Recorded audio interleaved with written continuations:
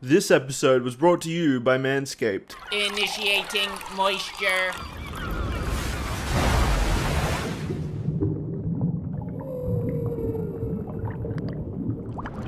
Welcome to the Moist Meter. Today we're taking a look at Call of Duty Black Ops Cold War. Let's just go ahead and dive right in here and spread these ass cheeks apart. I'm going to divide this into three sections: campaign, multiplayer, and zombies. Campaign is actually really good. I know for like the last 5 years everyone says the campaign to Call of Duty is actually good this time around, and then I play it and I totally fucking forget every single character's name the second after the credits roll because they're not very good. This year, it is actually very good. The campaign was super fun and actually very different from previous entries into the franchise. So it's not long. I'm going to go ahead and tell you right now, there's only about 4 hours worth of glory here before she blows her load, so you're not going to get a whole lot of content out of the campaign, but you get like 4 to 5 hours of actually really enjoyable content. Now, it's actually probably closer to 5, maybe 6 if you do every side quest, but if you're just going for like the core story, you can blast through it in like 4. It is really fun. It's very different in the way that there's side missions, which I don't think Call of Duty even knew existed until this game, and it is really fleshed out. They have a compelling story with interesting characters, some that you'll recognize, and it's just super well put together. It's well written, it's beautiful to look at, the cutscenes are thrilling and great.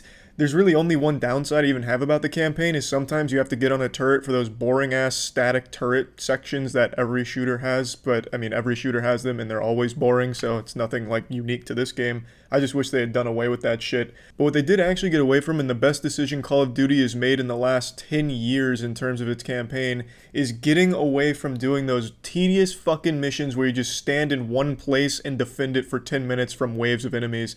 There is nothing more mind-numbingly boring. The only challenge there is not falling asleep during those sections of those games. It is so fucking awful. And you know exactly what kind of objectives I'm talking about. In old Call of Duty campaigns, every mission would have 1 or 2 sections where you and your team were ordered to go to this fucking abandoned computer in this dilapidated warehouse full of syringes where you have to download the Applebee's menu onto a flash drive. And you have to sit there and defend it as it downloads slowly from 0 to 100%, defending it from waves of enemies. And it's terrible. It's absolutely awful. You're just sitting there, snot leaking out of your nose, drooling, praying any wave will be the last one until you're finally done from that purgatory, that fucking hell. In this game, there's not a single one of those that I can recall.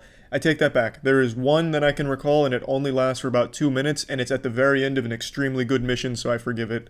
I am so glad there weren't very many of these. It was such a refreshing breath of air. It is so nice that in this game they actually prioritized just delivering a full nuts to butts narrative and high action combat experience, and I really appreciate it. And not every mission is the same, run and gun, shoot and titties all over the place. There's actually some stealth missions that are really well put together and kind of like almost a pseudo open world at one section where you can like go explore and find some other shit. Really, every mission has places that you can explore, find information that'll give you a new side mission that you can pursue at the evidence board. It's just really good and surprising. There's one section, well, I'm not going to spoil anything, but there's actually some very interesting elements at play here, so I really like the campaign. I really did, and I was super surprised that I did. I didn't expect it at all, and it lives up to the hype. The campaign in Cold War actually fucking bangs. And now we move into the multiplayer where things get real dirty. I'm talking this game is a dirty asshole when it comes to multiplayer. It's not fun.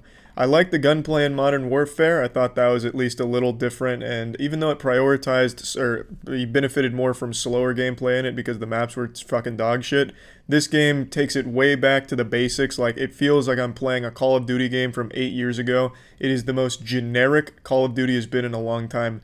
The gameplay in the multiplayer, like the actual gunplay and all that, is so generic. It's painful. It is so bland. It's like biting into styrofoam every single time you play a match in multiplayer. I didn't like it, like, at all. There's really no compliments I can give it. There's only 8 maps in the whole multiplayer or some shit like that. There's just not a lot of content when it comes to the multiplayer gameplay. The dirty bomb shit that they added, that's not fun.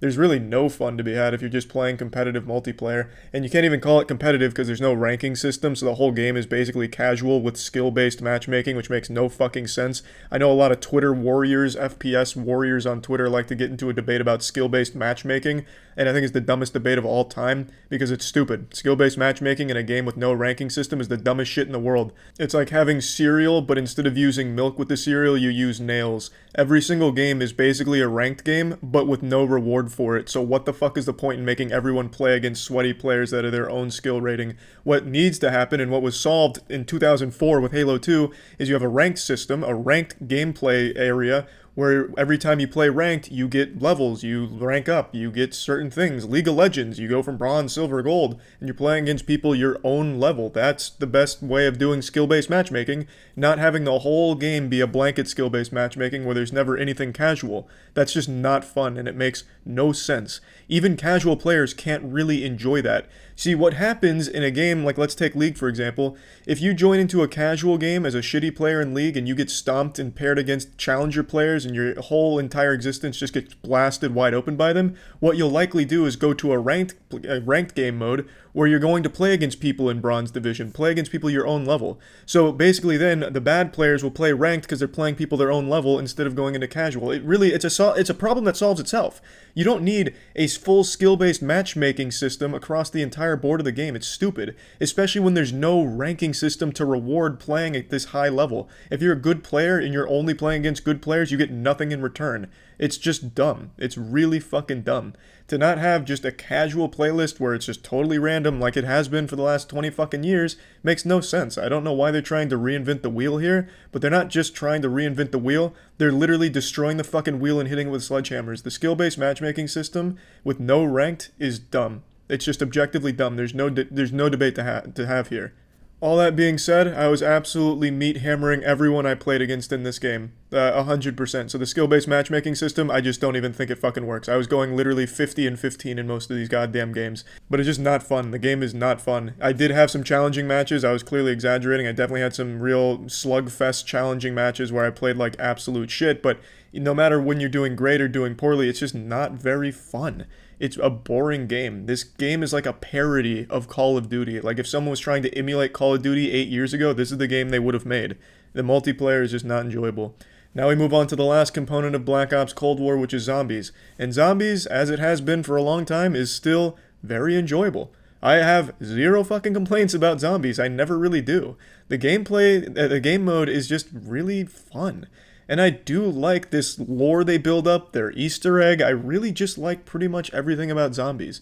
It's the perfect blend of being able to just play it for fun, kick back, shoot the shit, and just, kill some zombies here and there. And there is a very high skill ceiling where you can make a lot of cool shit happen in the game mode and do a lot of really impressive cool shit.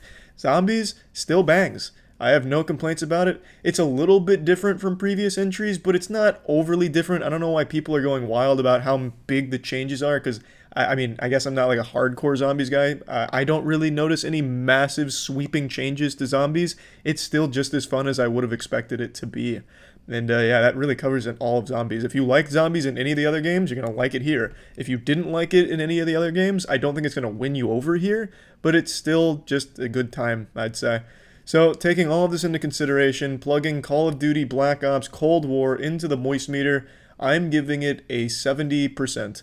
And 70% you're probably saying is kind of low, because I really like the campaign and I like zombies. The only thing I didn't like was the multiplayer. But you have to understand, Call of Duty is built around its multiplayer. That's really what most people play it for. No one really plays Call of Duty for the campaigns.